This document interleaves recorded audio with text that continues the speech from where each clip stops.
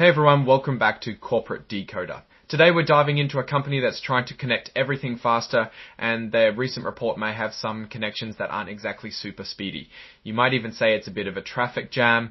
We're looking at Astera Labs, and we're going to break down their latest financial results. We'll try to get past all the technical jargon and see what the numbers really mean for the company and its future.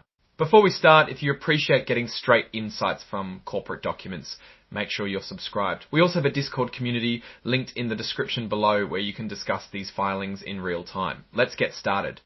This is a Form 8K, which companies file to announce major events. In this case, Astera Labs is reporting its financial results for the first quarter of 2025, which ended in March.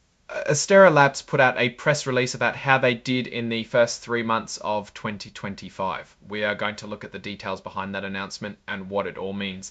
The most important part is usually hidden in the exhibits, specifically Exhibit 99.1, which is the actual press release with all the numbers. Let's jump to it. Okay, here we go. Let's talk numbers. First up, net revenue. This is the total amount of money the company made from its sales. Next is gross profit. This is how much money the company has left over after subtracting the cost of making its products. It's an important number for understanding how efficiently a company is running. Operating expenses are all the costs of running the business, like salaries, marketing, and research. It tells you how much money they're spending to make money. The net loss is the bottom line after taking all income and expenses into account, including taxes and interest. A net loss means the company spent more than it earned during the quarter. This tells us about all the cash and similar investments they have, basically their savings account. Current liabilities are debts and obligations that the company needs to pay within the next year. Now that we've looked at the numbers, let's put it all together. Astera Labs is operating in the high-speed connectivity business. These companies are important because they provide the connections that link computer processors in data centers, as well as servers used for AI and machine learning. So how is Astera Labs actually doing?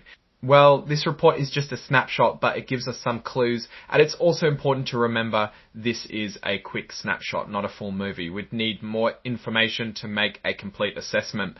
Right now, based on these numbers, Astera Labs looks like a normal company in their phase, growing in revenue and spending money to grow while posting losses. Lucky now. Let's zoom out and consider the bigger picture. Astera Labs is competing in a hot sector. The demand for faster data transfer and more efficient computing is growing quickly, driven by cloud computing, artificial intelligence, and other data-intensive technologies. However, the competition is fierce. They are up against established giants, each fighting for a piece of the action. Overall, Astera Labs faces both opportunities and challenges. The market is growing, but so is the pressure poured, so what's the verdict? Looking at everything, Astera Labs seems like a company with potential, but it's not without risks. The key will be how they manage their spending and turn that increasing revenue into actual profit.